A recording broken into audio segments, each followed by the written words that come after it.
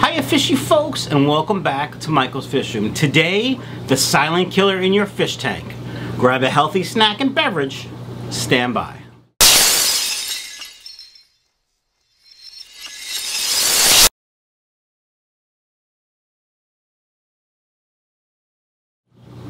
Hi fishy folks, welcome back to the channel. Today we're going to talk about the silent killer in your fish tank.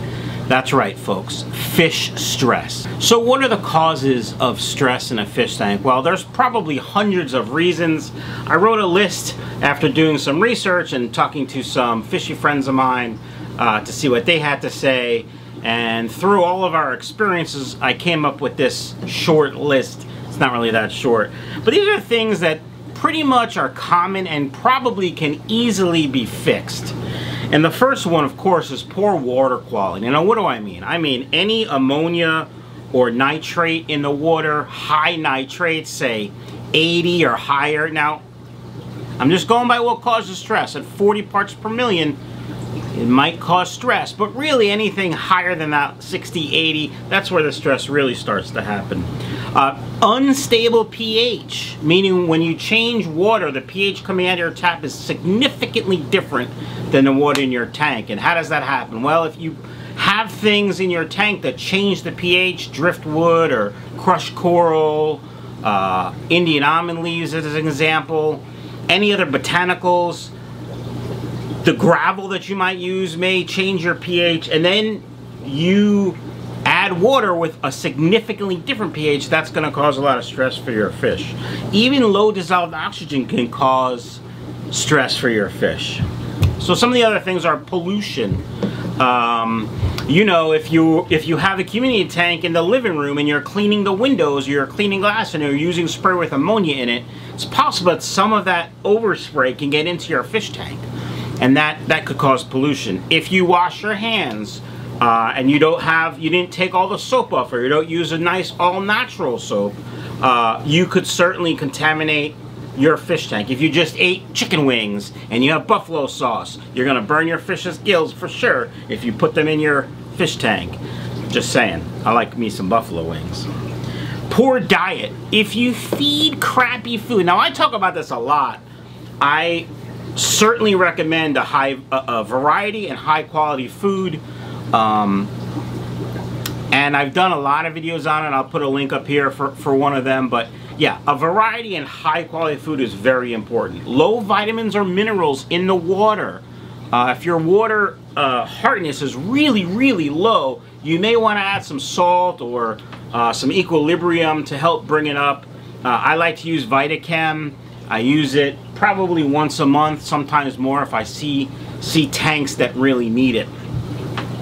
Overcrowding. Now, I'm guilty of this, and you know, I've said, sure, I could put 300 guppies in a 20-gallon tank, uncycled, and be fine, and yeah, I could, and I have, but it's really stressful on the fish, and I'm not going to do it anymore because I have lost some fish that way, and I don't want to lose any more because little dollar signs. But for you, overcrowding. So what does that mean? How many fish can I keep in a tank? There are so many variables to that question, I can't answer it, but certainly overcrowding is something that can definitely stress fish out. Incorrect stocking type. So let's say you have a tank full of guppies and you want to get one of those really cool sharks, say a Bella shark, or I don't know, any other shark. I can't think of any more. Well, they're really not compatible, right? Guppies, calm, peaceful. Sharks are little a-holes. Tiger barbs, big a-holes. Not really good for a lot of, you know, community type fish, peaceful type fish. Unless you have like a really big school of them, then they're probably okay. But if you have slow swimmers like a betta, and then you decide, oh, my betta will be fine if I put them in a community tank with, you know, celestial pearl danios or zebra danios that love to zip around the tank like this, that's going to stress that betta out. So be careful of your stocking level. Big mean fish with with peaceful fish like some Africans or South American cichlids with some regular live bears, probably not a good idea. Parasites, I'm fine. You get some new fish, you don't quarantine them, you put them in your tank, they get stressed from getting sick. Certainly sound and light. Knocking on the glass is stressful for the fish. Having bright lights on too long can be stressful for the fish. And of course, shipping and acclimation. If you get fish shipped to you, I ship fish every week. I shipped 26 boxes. Today's Tuesday. Yesterday, you'll see this on Wednesday, but Tuesday. I shipped 26 boxes yesterday. Almost all of them have arrived, and so far everyone is pretty good. But shipping fish is very stressful, especially it's really hot right now. It could be cold. We don't know how they're handled once they leave our hands, so shipping fish is stressful. So you have to make sure to make it as least stressful as possible when you acclimate them. Now, what happens when a fish is stressed? Well, there's physiological changes that occur in the fish that weaken the immune system. Now, there are some really smart people that could explain about the mucus and the scales, and I'm not that guy. I'm here to tell you in a very simple format, excess stress will eventually kill your fish because it lowers the fish's immune system and they get sick easier and can't fight it off as well. So we want to reduce the stress in our fish's lives. Now, how do we do that? Certainly we can play some Beethoven or have them watch adult TV, you know, not fish tanks like we watch fish tanks. They would watch people anyway, that was a bad joke. So we want to try to reduce the stress in the tank, and the easiest thing to do is maintain good, clean water parameters. Gravel vac your tank when you need to. Change the correct amount of water when you need to. Make sure you add the dechlorinator or the water conditioner you're going to use. Make sure the temperatures are pretty close and the pH is pretty close. Obviously, if you have fish shipped, make sure you acclimatize them the correct way. Feed them good, high-quality food, a variety of it.